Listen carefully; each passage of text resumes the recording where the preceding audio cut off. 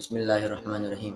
ہمارا پیارا ملک پاکستان یہ اتنی قربانیوں کے بعد وجود میں آیا، اور اس ملک کے بننے کا مقصد یہ تھا یہاں دین اسلام کے قانون نافذ کیے جا سکیں، لیکن اتنی قربانیوں کے بعد یہ ملک ہمیں حاصل ہوا، اور اس ملک کا مقصد لا الہ الا اللہ تھا، لیکن یہ اسلامی جمہوریہ پاکستان صرف نام کا اسلامی جمہوریہ پاکستان رہ گیا ہے۔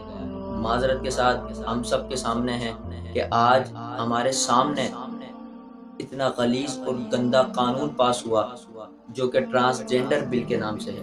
یہ قانون پاس ہو چکا ہے، یعنی لڑکا لڑکے سے جنسی تسکین حاصل کرنے کے لیے اور لڑکی لڑکی سے جنسی تسکین حاصل کرنے کے لیے شادی کر سکتے ہیں۔ عزیزان گرامی، یہ کھلم کھلا اللہ تبارک و تعالیٰ کے عذاب کو دعوت دینے والے قانون ہیں۔ اسی طرح آپ کے سامنے ایک چھوٹی سی مثال پیش کرتا ہوں۔ ایک پیڑ پر کئی سارے پتے لگے ہوتے ہیں، وہ بظاہراً دیکھنے میں تو سارے ایک جیسے نظر آتے ہیں، لیکن وہ حقیقتاً ایک جیسے نہیں ہوتے۔ کوئی چھوٹا ہوتا ہے تو کوئی بڑا ہوتا ہے، ہر کوئی دوسرا پتا ایک پتا دوسرے پتے سے مختلف ہوتا ہے۔ بالکل اسی طرح انسان بھی سارے ایک جیسے نہیں ہوتے، کوئی پست قامت ہوتا ہے تو کوئی لمبے قد کا مالک ہوتا ہے، تو کوئی موٹا ہوتا ہے، کوئی دبلا ہوتا ہے، اسی طرح کوئی کالا ہوتا ہے تو کوئی گورا ہوتا ہے۔ ہر کسی کے جذبات الگ ہوتے ہیں، ہر کسی کے محسوس کرنے کا انداز الگ ہوتا ہے، کسی کی قومیت الگ ہوتی ہے، کسی کا بولنے کا طریقہ الگ ہوتا ہے، کسی کے رہنے سہنے کا ڈھنگ بالکل جدا گانا بالکل مختلف ہوتا ہے۔ تو کیا ہم اس کو بدل سکتے ہیں؟ نہیں، بالکل بھی نہیں، اور ہمیں بدلنا بھی نہیں چاہیے کہ اسی میں کائنات کا حسن ہے، اور یہ اللہ تبارک و تعالیٰ کی تقسیم ہے، اور ہمیں اسی پر راضی رہنا چاہیے۔ اہل مغرب نے تو ٹھان رکھی ہے کہ وہ مسلمانوں سے ان کے پاکیزہ جذبات کو چھین لیں اور گندے قانون کا نفاذ کریں، لیکن ہمیں کیا ہوا ہے؟ ہم کیوں بےہودگی اور فحاشی کا لائسنس دے رہے ہیں؟ عزیزان من، یہ قانون پاس تو ہوا، اور اسی قانون کے سیکشن 3 کو یوز کرتے ہوئے کئی سارے ایسے کیسز بھی سامنے آئے کہ لڑکے نے لڑکے سے شادی کر لی اور لڑکی نے لڑکی سے شادی کر لی۔ عزیزان من، ہمیں کیا ہوتا جا رہا ہے؟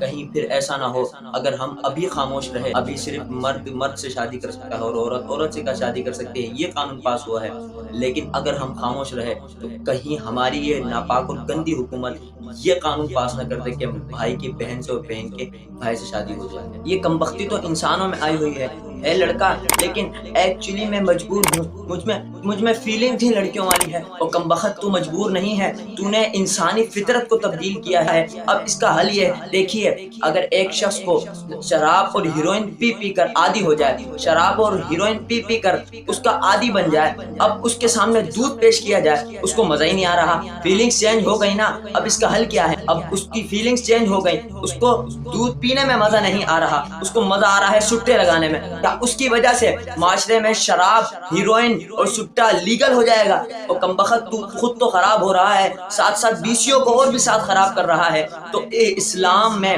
اگر کوئی مرد میں عورتوں والی فیلنگز ہوں تو اسلام اس عذر کو قبول نہیں کرتا۔ اسلام یہ اجازت بالکل نہیں دیتا کہ کوئی مرد ہو اور وہ عورت بن جائے۔ بالکل اسی طرح جو قانون پاس ہوا ہے، یہ قانون بالکل دین اسلام سے ٹکراؤ ہے، اور پھر یہ قانون پاس ہوا تو اب اسلام اس بات کی بالکل بھی اجازت نہیں دیتا کہ جنس تبدیل کرائی جائے، لیکن یہ قانون پاس ہونے کے بعد لڑکا یا لڑکی نادرا آفس جائے اور وہ بلا تحقیق، بلا تفصیل کے، بنا کسی میڈیکل رپورٹ کے وہ چاہے تو اپنے جنس تبدیل کروا سکتی ہے، اور لڑکا لڑکی بن سکتا ہے، لڑکی لڑکا بن سکتی ہے، اور پھر وہ اپنی جنس کے مخالف سے شادی بھی کر سکتے ہیں۔ عزیزان من، ہمیں چاہیے ہم سوشل میڈیا پر زیادہ سے زیادہ اس بل کے خلاف آواز اٹھائیں، اور اس بل کو جو یہ منظور ہوا ہے اس کو نامنظور کروایا جائے، اور جو اس پر عمل کر رہا ہے، جس نے اس کو منظور کرا ہے، اللہ تبارک و تعالیٰ اس کو تمام کو تباہ و برباد فرمائے۔ یاد رکھیے گا، جب قوم لوط پر عذاب آیا تھا تو صرف عذاب ان لوگوں پر نہیں آیا تھا جو یہ ہم جنس پرستی کر رہے تھے، بلکہ عذاب ان لوگوں پر بھی آیا تھا جو اس گناہ کو دیکھ کر خاموشی اختیار کر رہے تھے، جو اس کو دیکھ رہے تھے لیکن کچھ کہہ نہیں رہے تھے۔ عزیزان من، یہ جو بل پاس ہوا ہے یہ اللہ تبارک و تعالیٰ کے احکام کی خلاف ورزی ہے، دین اسلام کی کھلم کھلا مخالفت ہے۔